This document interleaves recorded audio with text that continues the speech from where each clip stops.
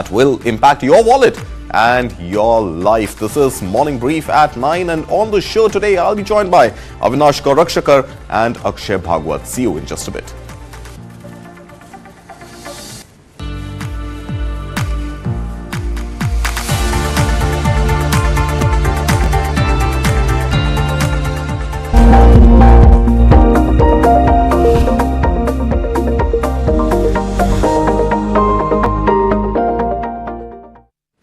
This is Morning Brief at 9 on News 9 Live. First up, a quick look at the top headlines.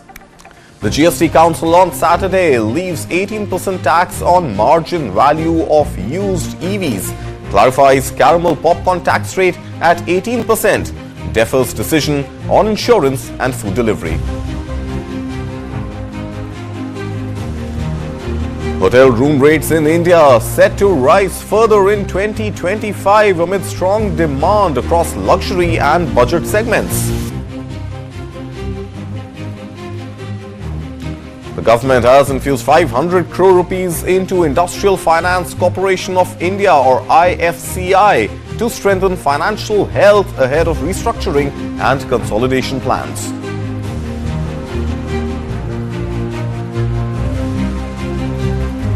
The government of Haryana expands MSP procurement to 24 crops including ragi, soybean, barley and more.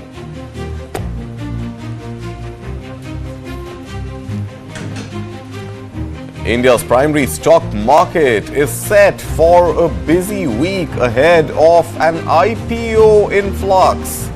Unimech Aerospace, Solar91 Cleantech and Anya Polytech IPOs launching December 23rd to 30th.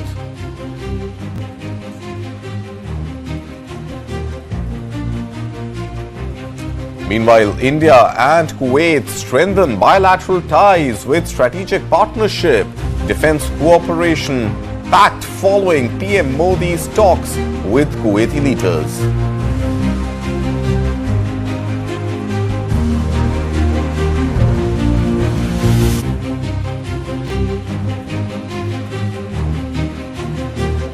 Epigamia co-founder Rohan Mirchandani passes away at 42 after succumbing to cardiac arrest. Leadership team to continue operations. Amazon and Flipkart are set to invest $1 billion each in quick commerce to compete with established platforms. Karti Chidambaram rejects Narayana Murthy's 70-hour work week suggestion, advocates for a 4-day work week instead.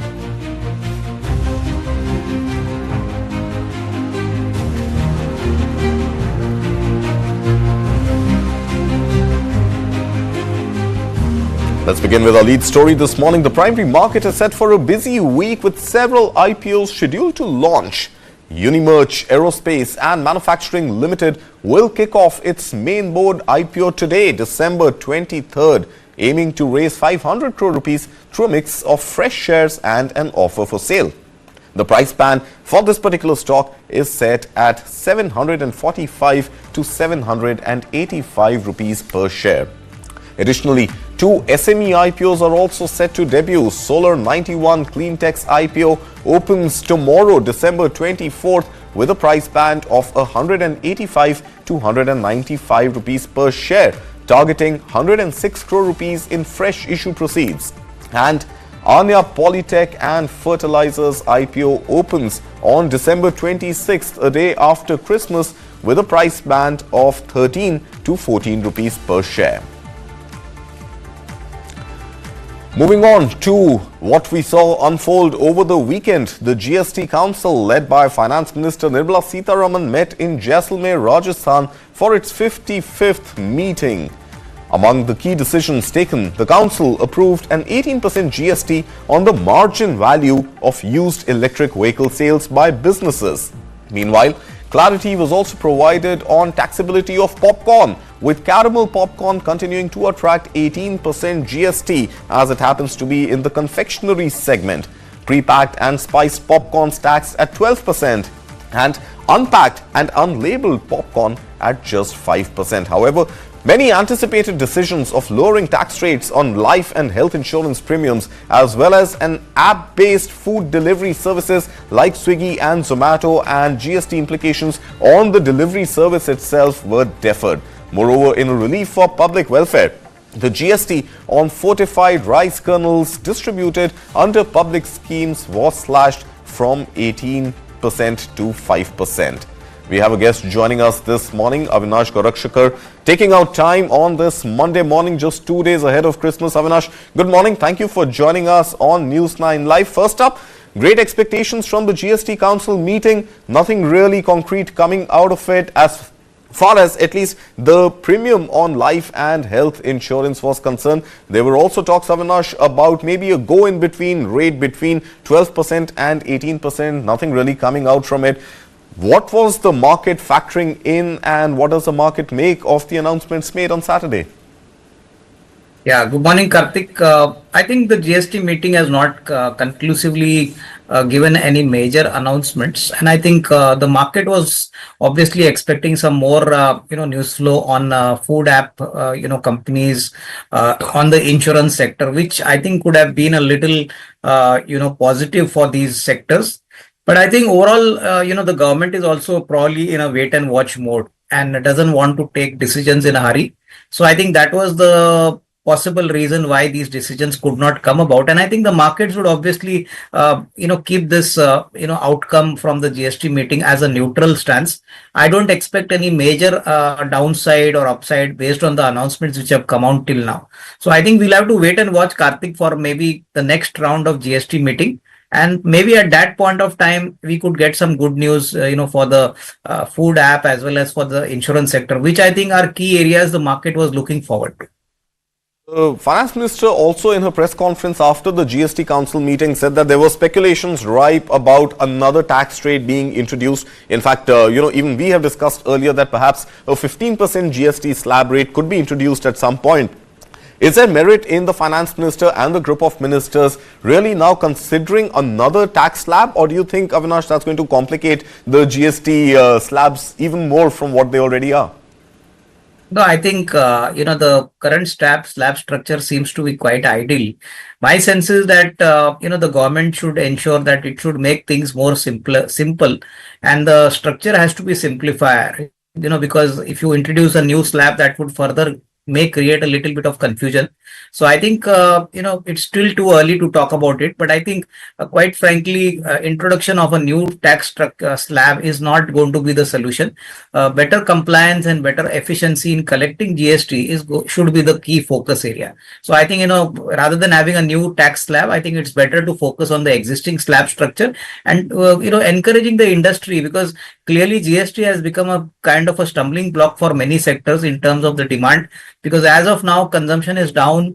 Most manufacturers are looking forward that the government does not impose heavier GST on them, because that obviously impacts, demand, from the consumer point of view. Okay. And the 18% GST on used electric vehicles when they are sold to a third party, not person to person, no GST. When electric vehicles are sold through a platform, a third party platform, and 18% tax. What does this do to the already dwindling demand of electric vehicles in India, Avinash? No, I think, Karthik, this is definitely not a positive development, because, the government needs to encourage the use of electric vehicles, whether it is a primary sale or a secondary sale. And I think, this 18% on the difference is also going to be a significant amount of, outflow for the buyer of the electric vehicle. So I think it's going to obviously increase the cost of ownership. It's going to increase the cost of the vehicle. And as everyone is aware that even today, the electric vehicle penetration in India is very, very low. We need to encourage the electric vehicle segment at least for the next 5 years before we impose higher taxes like, the diesel and petrol cars. So I think definitely in the near term, this is going to be negative. Although, the resale and the used market is not a very large market in India, incremental sales are now going to be a little more tougher, because this is going to increase the cost of ownership for the customer. All right, stay with us, Avinash. Let's move on from GST to another story that impacts your wallet, and this one comes by way of hotel tariffs. Room rates, which reached a record high in 2024, are set to continue on that momentum, if not climb even higher in 2025, with demand surging by 7 to 8% across segments. Now, despite foreign tourist arrivals into India still lagging behind pre-COVID levels, hotels across India are seeing near full bookings as the year draws to a close. Now, analysts attribute this trend to limited pressure from new supply, supporting high occupancy rates and continued growth in average daily rates. Meanwhile, the mid-scale and budget categories are also witnessing growth supported by improved infrastructure in both Tier 2 and Tier 3 cities and changing traveler preferences.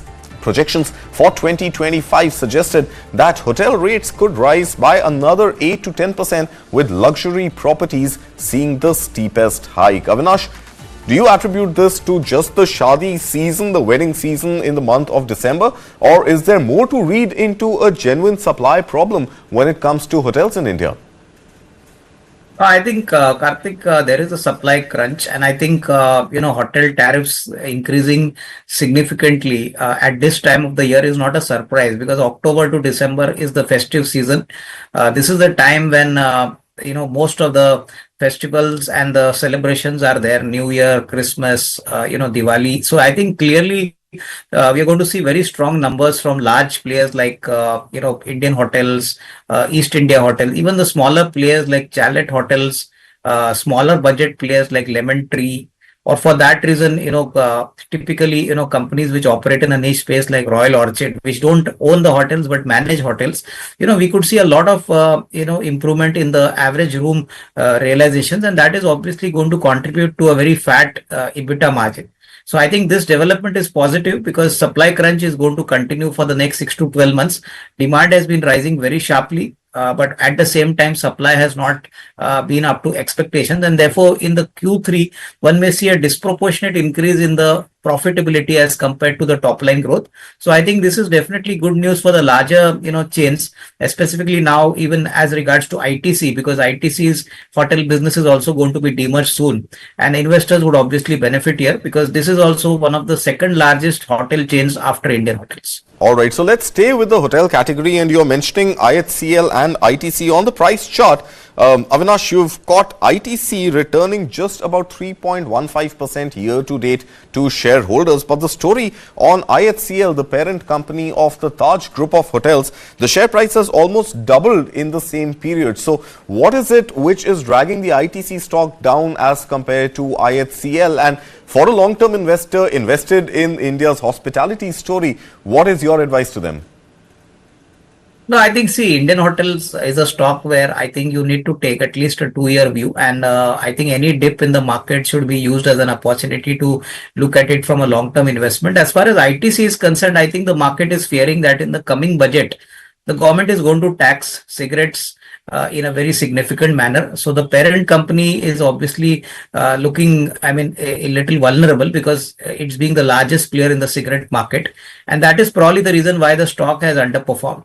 As far as the demerger of the hotel business is concerned, although it may not be a very large business for them, in terms of the positioning, as I mentioned earlier, they are number 2 after Indian hotels. The brand equity for ITC hotels is also very, amongst one of the premium hotels. So I think one could look at, the ITC hotel stock once it gets listed, because there would be a lot of excitement around this counter. Apart from the retail, buying, I think institutional HNIs, a lot of quality investors are probably looking at entering into a focused play, which for a long time was, included in ITC. So I think, ITC is a long-term story. Again, from a long-term point of view, it could give decent returns to shareholders, provided one has a medium to long-term horizon. Okay, medium to long-term horizon. I also want to bring Avinash, EIH, the parent company of Oberoi Group of Hotels. Now, this stock has even outperformed IHCL. What is driving up the share prices of EIH? And again, for an investor already bought into the hospitality story, where does the investment journey go from here? No, I think clearly EIH also is in a sweet spot because, as we mentioned earlier, all the hotel companies which have got a prominent hotel chain in metros are going to benefit in terms of the pricing. In fact, pricing has been very attractive. Customers don't get rooms even at premium prices, and obviously during the New Year time or during festive time, hotel rates skyrocket quite significantly. So, in this industry where the fixed costs are similar, I think any incremental upside which comes from the room tariffs is directly contributing to the bottom line. So I think EIH also is very well positioned.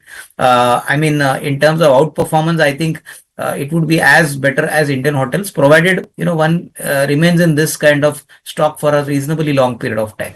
All right. So long-term investment is the name of the game when it comes to hospitality stocks. Well, we will also bring in the next segment the trading strategies for these very stocks if you are looking at intraday gains. But Avinash Gorakshakar, thank you so much for taking out time this Monday morning and joining us here on News 9 Live. We'll let you go for now. Well, moving on, the government has announced a capital infusion of 500 crore rupees into state-owned Industrial Finance Corporation of India or IFCI to boost its financial health ahead of the proposed restructuring and consolidation plan. With this infusion, the government's stake in IFCI is set to rise from its current 71.72% as of September this year.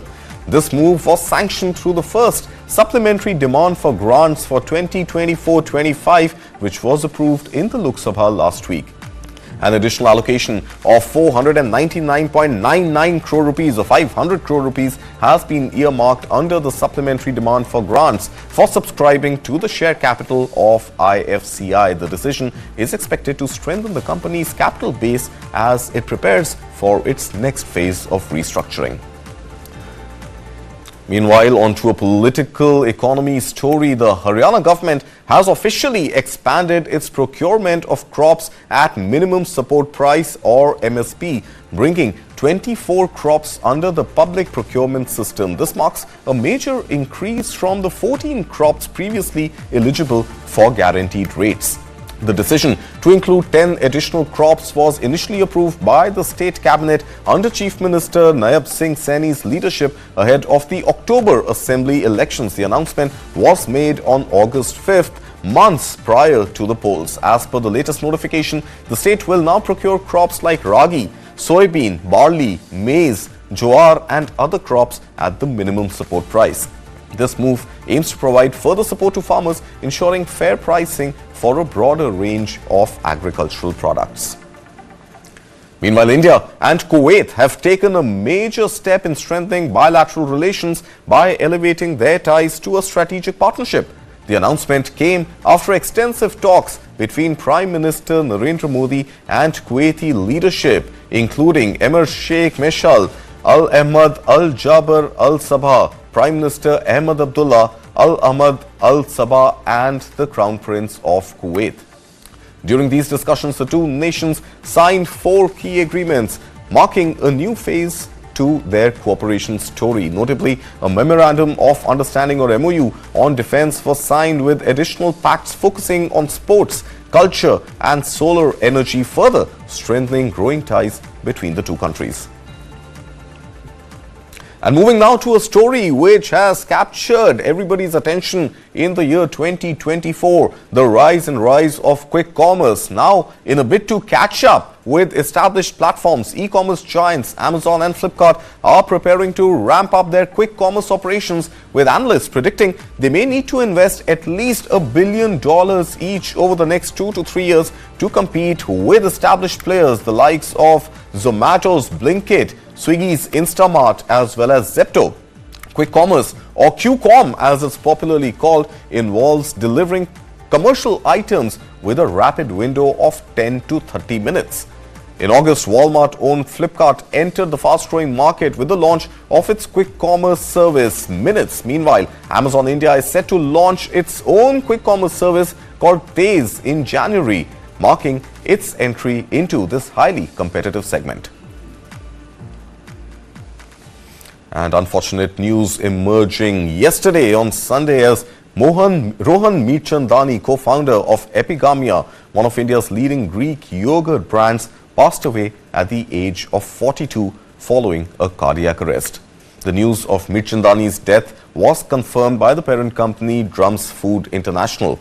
There's a quote which the company released which said, "All of us at the Epigamia family deeply mourn this loss. Rohan was our mentor, friend and leader. We remain steadfast in our determination to carry forward his dream with strength and vigor. Rohan's vision and values will continue to guide us as we work together to honor the foundation he built and ensure that his dream continues to flourish. Unquote. This was the official statement released by Drums Food. Well, Mirchandani's death has sent shockwaves across the country. His passing due to cardiac arrest has once again highlighted a growing concern of cardiac-related deaths among the young, an issue becoming increasingly common. A graduate of NYU, Stern and the Wharton School, Rohan Mirchandani co-founded Drums Food International in 2013.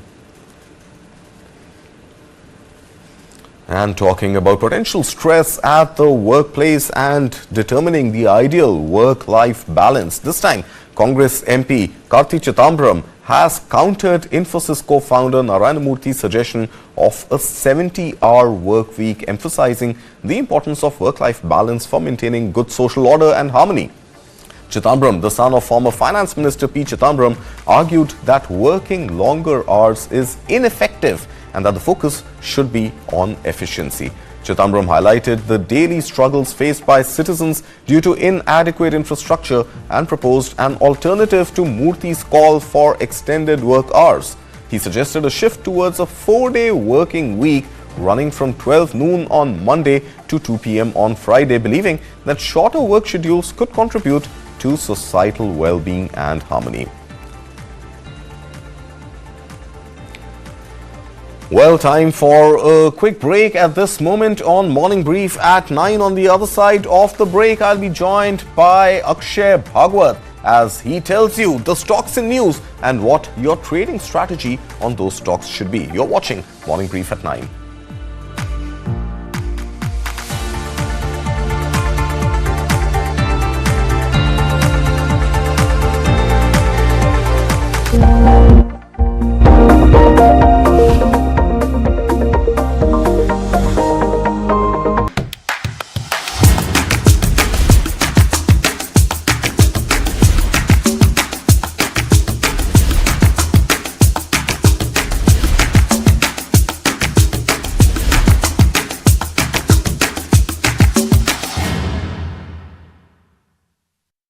I will take you to Paris. Paris नहीं, Paris. तुम्हारा pronunciation भी ना, तुम्हारे इरादे की तक.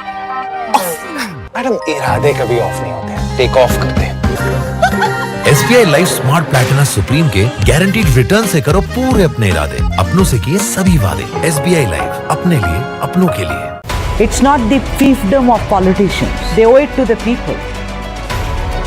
Matter is now more about faith of the millions of devotees than just political slugfest. Does that mean that I can't get a job in Chennai, although I may be best suited for that particular job?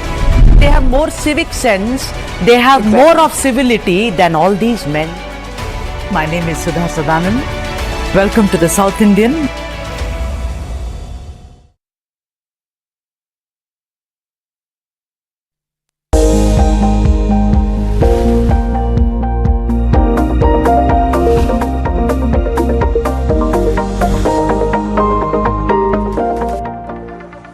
Welcome back. You're watching Morning Brief at 9. I'm Karthik Malhotra, and in this segment, we'll run you through the stocks which are in news and whether they should be on your radar from a trading point of view. First up, let's just look at the mood of the markets as they opened in India just a few minutes ago.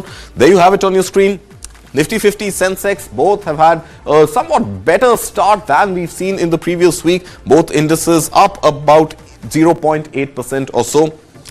Green opening for the mid-cap and small-cap space, not the same momentum as we are seeing in the larger companies. The mid-cap is up about 0.6%, but the small-cap up just about half a percentage point or so. Let's just look at the heat map of all the stocks trading on Nifty 50 early morning. Oh wow, after a while it looks like there is a little bit of green shoot back in the Indian economy.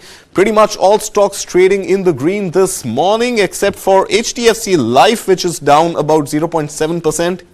HDFC Bank, on the contrary, is up about 1.3% in early trade.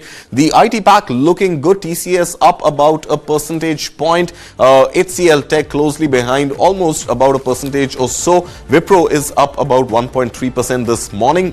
Well, What do you make of this heat map, and what should be the stocks which should be on your radar is something that we will be discussing shortly with Akshay Bhagwat, Senior Vice President at JM Financial, who will be joining us very shortly. But if you look at the heat map, there were of course some news triggers last week.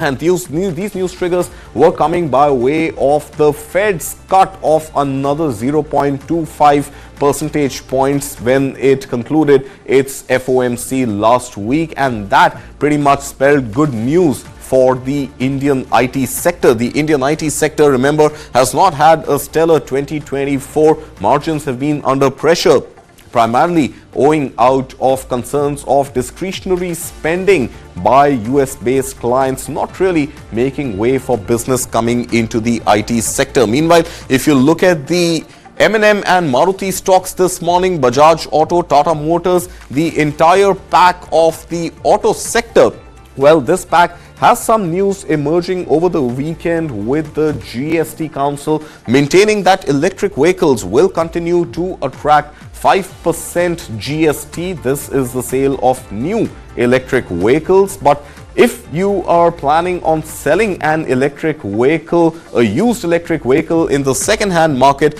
there would be no peer-to-peer GST, but GST would kick in only if you are selling your used electric vehicle through a third-party platform, and a GST of 18% will apply on the margin value. Akshay Bhagwat joining us this morning. Akshay, good morning. Markets opening in the green overall. Good news, green shoots in the market, and it seems that perhaps the Santa Claus rally has arrived just in time before Christmas. What are you making of the morning mood? Good morning. Well, it's a good start for the day, especially considering the kind of heavy sell-off which we had last week. So good start for the week, and I'm hoping that the support of 23,500, which is an important support zone for the coming week for the monthly expiry in the derivative segment for the indices, should hold. A recovery should see Nifty getting near the key resistance area of 24,000. Now that's the litmus test for the index to see whether it manages to break and sustain about 24,000 or not. As of now, the expectation is that the markets might stay in a range, might be a bit choppy. 23,600, 24,000 is the range expected for short term. Stability is expected once we get above the 24,000 mark. Okay, stability expected beyond the 24,000 mark, but we still seem some distance away from the 24,000 mark. Let's move on now, Akshay, to stocks that are making news today. With your permission, let's begin with Zomato, because Zomato continues to be in news, and it is the latest stock to become a frontline Sensex stock among the 30 most valuable Indian companies with a market cap of over 2.6 lakh crore rupees. Akshay, is this stock on your radar, and is this going to be more often on your radar now that this becomes a Sensex entry? Yeah, yes. So the good news is it's in the Sensex, and if you look at the price points too, it's been kind of choppy lately in the last 7 to 8 trading sessions. And if I were to take a short-term trading view on this, it's more of a choppy area which is expected to continue. The broader support somewhere is around 270, and in case it recovers 300. So this 270, 300 journey is going to continue for the short term. Slightly from medium to longer term, I expect the charts are a bit overbought for comfort. So if anyone is keen on getting this from a medium term perspective, I would advise wait for a slight dip. That would be a good level to re-enter. Possibly 255, 260 from a 3-month perspective is a good entry level. So short term trade in the range I mentioned. Medium to long term, wait for dips at the levels mentioned. All right. If you want to invest in the short term, go range bound and wait for a dip if you're looking for a long term play. That's the news coming in from Akshay. Akshay, let's shift focus now to Reliance Industries, which again continues to be in focus. Well, not a great year for Reliance. The stock is down almost 7% year to date. Set to deliver its first annual loss for investors. The company now plans to acquire a 45% stake in Healthcare Alliance Group for about $10 million. Is this news which could trigger some gains for Reliance as we come to the close of this year, Akshay? if you look at the medium to longer term charts, still I believe there might be some more pain left in terms of price correction. The levels where we are trading right now is more of a technical short term price support, because if you recollect, on 21st of November, we somewhere recovered from the same level of 1200. We went all the way up till 1330, 1340. So these are important levels. If you are trading with a weekly perspective, maybe you might get a pullback back, which might see the stock above the 1250 levels in short term. But really, if you are a long-term investor, well, still there is no conclusive evidence that a bottom is in place. The longer-term charts are still suggestive that 1125 lower levels might be in the making. So yes, if you have a trading perspective, short-term, buy Reliance at the current market. If longer-term, wait from a portfolio investment perspective, still more downside can be anticipated going ahead in 2025. Okay, so well, you're talking about 1150 odd levels, if I got that right, Akshat. How long before the stock actually bounces back to about a 1600 rupee range, which we saw just a few months back, in fact, around July this year? I think this might take some lot of time. This year, as you rightly mentioned at the beginning of your commentary, has been more of a pain point. There has been a lot of selling, and it's been more of a one-way selling, both in the derivative segment. Delivery volumes in cash segment are pretty low, and there is no news or any kind of a momentum kind of a pickup for the stock from the price chart. So really, the understanding is that it is going to be more of a time correction year, where you might see the stock trying to find a bottom somewhere at the lower ends.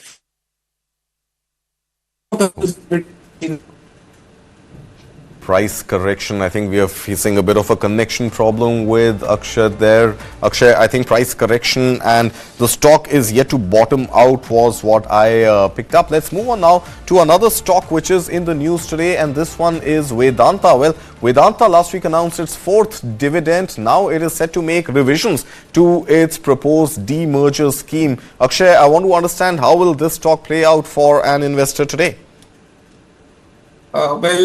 From these, if I look at the price chart of Vedanta, well, it's been in a range. If you look at the last few weeks, somewhere there is good demand in the stock at the levels of 400, 405, but really the stock is not able to sustain at higher levels. We are seeing some bit of capitulation or consolidation at 500, 550. So the sense is that, this phase is going to continue for slightly more time, where stock might be in a range of 425 to 500 odd levels. Broadly, if you are an investor, you have got Vedanta, still there is no correction which is evident on the longer term chart. So continue to hold your buy positions. 400 is the support for the stock. Might take some time, but eventually the stock should be going for 550 plus. 50 plus in the medium term. Well, let's move focus now, Akshay, to hotel stocks. And hotel stocks happen to be in news because of the record room rate rentals in the year 2024 and the momentum continuing in 2025 expectedly as well. Let's talk about ITC. Let's talk about the Indian Hotel Company Limited, EIH. What are you picking up, Akshay? Let's begin with ITC, a potential demerger of ITC also expected in 2025. How is this stock faring on your charts today? So hotel stocks have been in the limelight. They have had their fair share of bull run in the last couple of months, irrespective of what is happening around in the markets or in the indices. And here, if you really were to choose a name, I think ITC is the best bet, the demerger story. Even on the price charts, I can see there is a clear formation of a support around the levels of 455, 460. This is a very strong support in the making, and it's time that the momentum now slowly starts catching up in the stock. My expectation is that the stock should sail for levels of 490 plus. That's more of a short to medium term call for the month of January. So yes, you can buy ITC at the current levels. Your support is 455, stop loss below 450, target around 490 to 500. So this is one of the best bets you can have in the hotel space at the given junction. Okay, best bet, but what about the other bets? What about the parent company of Taj Group? I'm talking about Indian Hotel Company. This stock has almost doubled in share price on a year-to-date basis. Akshay, what is your call on IHCL? So Indian hotels, as I mentioned, it has had its fair share of bull run, one-way rally, a very strong rally. I think from 2021 there has been no stopping the stock, a very strong trend. And in the last couple of months, there absolutely has been a very strong surge in momentum, which has seen the stock moving from 680 to 853 in just 2 months. So that's a pretty fast move in a very short time duration. And whenever such moves, rapid moves happen, you can expect some bit of profit taking anywhere on the cards. And this is what is evident in the last trading session. So 800, somewhere 880 levels, roughly from where the stock corrected, is some sort of a resistance zone which is building up. My sense is that there can be some profit taking in this stock, which can see the stock moving down till levels of 800. So yes, I think you should wait patiently for levels of 800 before taking a fresh entry. If you have owned this stock from a longer term perspective, no reason to worry, but short term profits should be booked out. That's what my understanding is. All right, short-term profits should be booked out. I also want to talk about EIH, the parent company of Oberoi Group of Hotels. This stock has returned about 64.9% to shareholders over the year. Akshay, how does this compare to both ITC and IHCL? What's your call on this stock?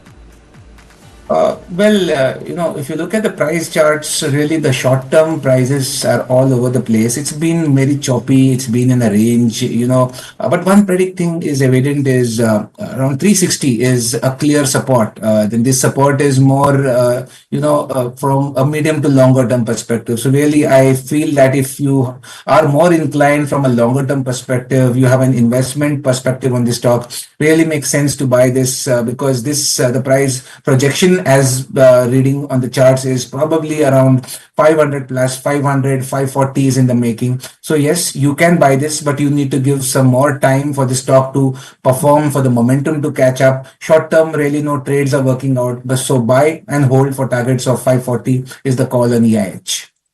And hold for targets for 540. One story which is not really playing the same rally is Ease My Trip, a travel aggregator. Is this a stock that you follow, Akshay? And if so, what should one do with EIH, which is down about 20% year to date? As we look at the charts right now, down about 22%, trading pretty much in the 16 rupee a share range. Is this a stock worth keeping on your radar? See, this stock has been more of a pain point, especially if you are an investor, because of the kind of the wealth which has eroded in terms of price correction. Really, this has been one of the underperformers in 2024. And even from a short-term perspective, I do not see any kind of respite or a bottom in the formation. So yes, longer term, the story might be different, but for timing the stock, or if to calling whether a firm bottom is in place and the stock might reverse, it's too early to take such a call. What my sense is that the momentum is still down. There is a good chance that the stock might further move down to the levels of around 14 odd levels, maybe 13 and a half, 14. That would be a price point where again some support might get into the stock. So at this point, I would suggest to wait and watch rather than be aggressive on the buying front. Somewhere around 13 and a half is a good level to take a buy bet. Really, if you own this stock, you need to give this more time for this to perform. It's going to be a long journey, but somewhere the expectation is 13 and a half is where sanity should get back in, and you should see some kinds of a bounce back. All right, well, we'll wait for those levels. Let's switch over now from the hotels theme to the telecom theme, Akshay. And there is news on the telecom front. The shareholders agreement entered between Bharti Airtel, Vodafone Idea shareholders and Indus Towers is terminated in relation to the rights and obligations of Vodafone. Now, Vodafone Idea stock is pretty much trading in, is it fair to call it, Akshay, penny stock range, down at just about 7 rupees a share? Is this a stock that, that one should hold any view on? And what do you do if you were invested in the stock and you're seeing a bottom being formed? It's too early to call a bottom in this stock. Really, from the telecom space, this has been a laggard in the last couple of months. This stock did see some good traction building up in the months of June, July, but the entire momentum got killed, and the stock is back to where it has started, back to square one. Support zones are around 6, 5.5, and really, there is the point where some kind of buying should be evident, but that's more of a trading buying. So I would suggest that really, from a longer term perspective, there are no no signals on the charts as yet, nor there is any news which is evident that the stock should get past levels of 18 or 20 in the year 2025. As of now, it's more about how much, where it forms the bottom. That's the question, because a lot of investors, retail investors, are kind of holding on to this from higher levels of 14 to 15. That's the broader understanding I have. So I would not invest in this stock personally. And second is, would not recommend to do so. If you own this stock, you have to give this a lot of time. At least one expectation I can have is somewhere there can be a bottom in the formation around the levels of 6. So continue to hold if you have patience and long-term horizon. All right, and staying with telecom, Bharti Airtel moving pretty much in the opposite direction. The stock is up about 60% year to date. So is the case with Industar. If you look at Industar, even this stock is up about 65%. So in this whole tower ownership business, how do you see Bharti Airtel and Industar from here, Akshay? Yeah, so really Bharti Airtel has been one of the top performers in the telecom space, stock having futures and options exposure. Lately, it's been in a choppy phase in the last couple of months. Somewhere 1500, 1520 is the minor support which is in the making. This small consolidation time correction, which we call in the technical parlance, may continue for some more time. But really, there is no reason on the longer term charts to be concerned about the stock. You can continue to hold this. Probably 1800 plus is in the making. Support is somewhere around 1500. From a trading perspective, really, I do not see any trades building up. So short-term advised to avoid this, but if you're holding this, the price setup is still strong. Indus Towers, the second name which you mentioned, Indus Towers too has a kind of, the momentum has faded out, especially after the last kind of strong run-up which it had in from 160 to 410. If you look at the broader charts, there is a very strong resistance right from the year 2015 at the area of 440, 450. That's where supply gets in. So again, the support which this stock might get demand is somewhere around the levels of 315. You can enter your buy trades around the level of 315, 320. That's a good support. I'm expecting a pullback again from those levels. So yes, wait for slight dips. There's where your recovery should, second recovery attempt should happen in Indus Towers. All right, wait for a dip is the word coming in. Akshay Bhagwat, we'll leave it at that. Thank you so much for joining us this Monday morning. Let's continue now with the global stories making headlines, which we will bring to you on the other side. But first up, let's just see what we have on the charts on the show today. US stocks gain amid cooler inflation data, but Nasdaq ends its winning streak. US President-elect Donald Trump threatens to restart and reassert US control over the Panama Canal, accusing Panama of charging excessive rates to use the Central American Passage. Panama rejects these claims. Novo Nordisk shares drop 27% after obesity drug trial misses its expectations. Volkswagen strikes deal to cut 35,000 jobs, avoid plant closures in Germany. Canadian Prime Minister Justin Trudeau to face no confidence vote could trigger a national election. The suspect in German Christmas market attack faces murder charges. Investigation is now underway. Netflix secures exclusive US streaming rights for the 2027 and 2031 FIFA Women's World Cup. These stories and more coming up on the other side of this short break. You're watching Morning Brief at 9.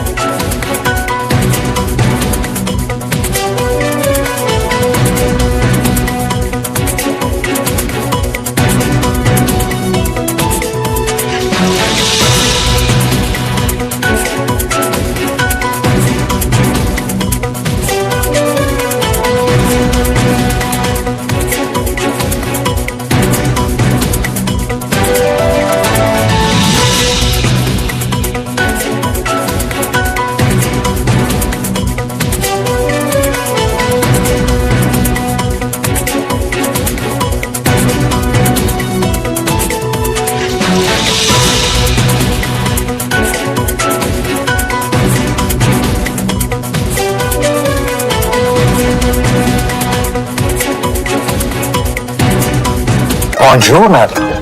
आज बड़े French बन रहे हो? हाँ? याद है 10 साल पहले मैंने कहा था I will take you to Paris. Paris नहीं, peri.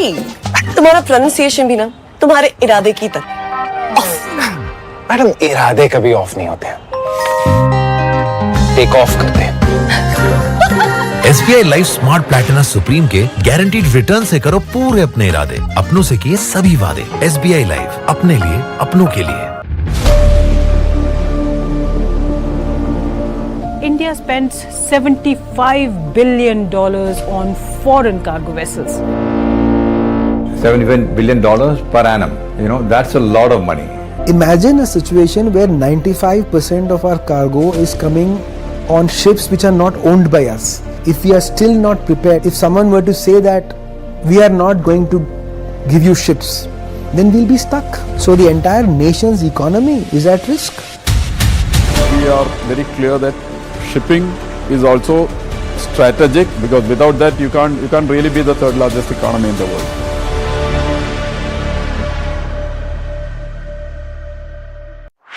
This and more. Streaming on News9 Plus. News is now content. Subscribe and get free vouchers.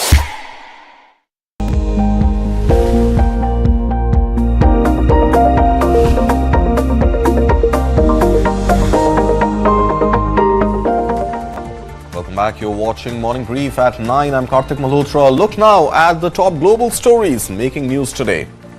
US President-elect Donald Trump has suggested that the US could demand Panama return control of the Panama Canal, accusing Panama of overcharging the US for its use. Speaking at a rally, Trump emphasized the importance of maintaining control and warned against allowing foreign nations like China to manage the canal. Take a look. We're being ripped off at the Panama Canal like we're being ripped off everywhere else. President-elect Donald Trump said on Sunday that the U.S. could reassert control over the Panama Canal, accusing Panama of charging excessive rates to use the Central American Passage. The principles, both moral and legal, of this magnanimous gesture of giving are not followed, then we will demand that the Panama Canal be returned to the United States of America in full, quickly, and without question. Trump made the comments at America Fest, an annual event organized by Turning Point, an allied conservative group. They came hours after he leveled a similar threat against Panama in a Saturday night post on Truth Social. Panamanian President Jose Raul Mulino reaffirmed the country's sovereignty over the canal in a recorded statement on X, adding that Panama's sovereignty and independence are non-negotiable. The U.S. largely built the canal and administered territory surrounding it for decades. Accords were signed in 1977 that paved the way for the canal's return to full Panamanian control. The U.S. handed over control in 1999.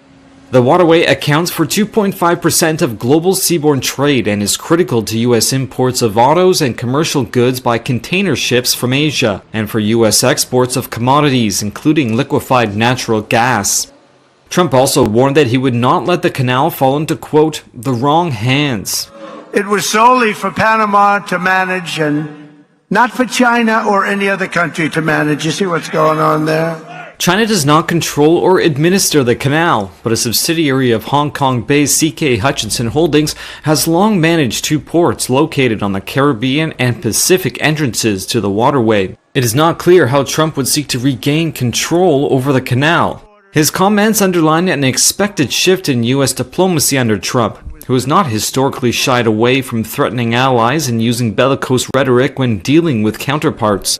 They are also an exceedingly rare example of a U.S. leader saying he could push a sovereign country to hand over territory. All right, and moving to the neighborhood of U.S., Canadian Prime Minister Justin Trudeau may soon lose power after its key ally, New Democratic Party leader Jagmeet Singh, announced plans to table a motion of no confidence in January. Take a look. Canadian Prime Minister Justin Trudeau looks set to lose power early next year. People are right to be angry. A key ally says he plans to move to bring down the minority Liberal government and trigger an election. New Democratic Party leader Jagmeet Singh has been helping keep Trudeau in office. On Friday, he said he would present a formal motion of no confidence at the end of January. So will the Prime Minister acknowledge he has failed? He has to quit. If all of the opposition parties back it, Trudeau will be out of office after more than 9 years, and an election would take place. Trudeau's government was plunged into crisis after Chrystia Freeland, the previous finance minister, resigned in the midst of a policy clash over spending. About 20 Liberal legislators are openly calling for him to step down. The crisis is unfolding at a critical time.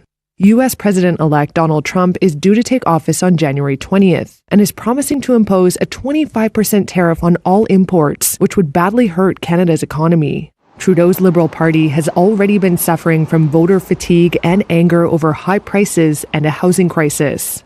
A string of polls over the last year and a half show Trudeau's Liberals would be badly beaten by the opposition Conservatives. They've been calling for an election for months.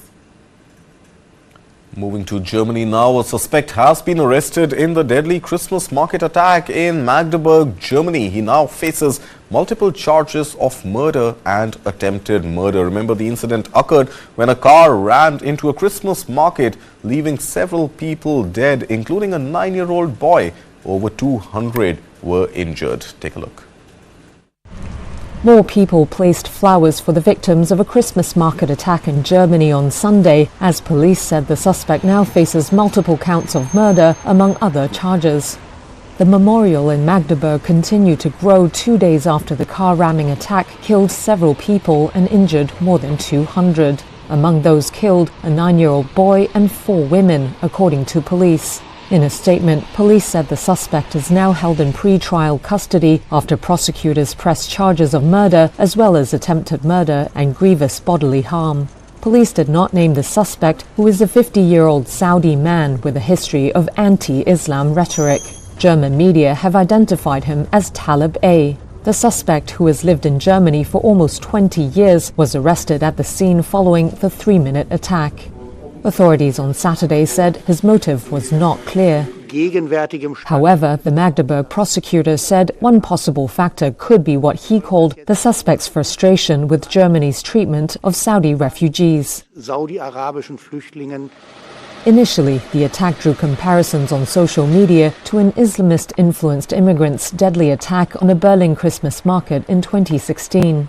Later, it emerged that the suspect had criticized Islam and expressed sympathy for the far right. Posts verified by Reuters on the suspect's X account suggest he supported anti-Islam and far-right parties, including the Alternative for Germany, or AfD, and criticized Germany for its handling of Saudi refugees. Saudi and German sources told Reuters that Saudi Arabia had warned German security authorities about the suspect. On Saturday evening, far-right protesters marched through Magdeburg calling for remigration. It's a term popular with far-right supporters seeking to force out people deemed not ethnically German. Police reported scuffles at the protest, a reflection of the political tensions in a country racked by arguments over immigration and over the surging popularity of the AfD. All right, staying with Germany, Volkswagen has reached a deal with unions to reduce its German workforce by 35,000 jobs after lengthy negotiations. Now, despite the cuts, there will be no immediate layoffs or plant closures. Take a look at this report.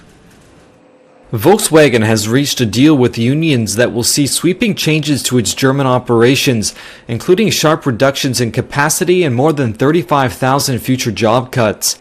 Union leaders hailed the agreement as a, quote, Christmas miracle after 70 hours of grueling talks, the longest in VW's 87-year history. Here's Union IG Metal negotiator Thorsten Groger. We are pleased that we have put together a package in which the red lines have been adhered to, he said. There won't be any immediate site closures or layoffs at Volkswagen, and the company appears to have backed away from demanding 10% wage cuts. Europe's biggest car maker has been in negotiations over pay and jobs since September. It had said cost-cutting measures were necessary to compete with Chinese rivals, handle lackluster demand in Europe, and slower than expected adoption of electric vehicles. The deal avoids costly strikes and may also provide relief to investors. Around 100,000 workers had already staged 2 separate strikes in the past month. protesting against plans to cut wages, reduce capacity, and potentially shut German plants for the first time. VW said the union deal would allow savings of $15.6 billion annually in the medium term and saw no significant impact on its 2024 guidance. Well, that's all we have for you on the morning brief at 9 this Monday morning. I'll be back again tomorrow with the latest in the world of business, economy and the markets. But news continues right here on News 9 Live. Up next at 10 o'clock, join Yash Goyal as he brings you what's latest on News 9 Live.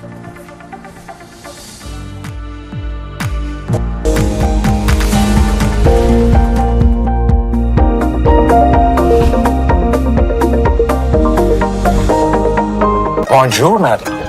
आज बड़े French बन रहे हो? हाँ? याद है 10 साल पहले मैंने कहा था I will take you to Paris. Paris नहीं, पेरी। तुम्हारा प्रोनाउंसिएशन भी ना तुम्हारे इरादे की तरह। मैडम इरादे कभी ऑफ नहीं होते हैं।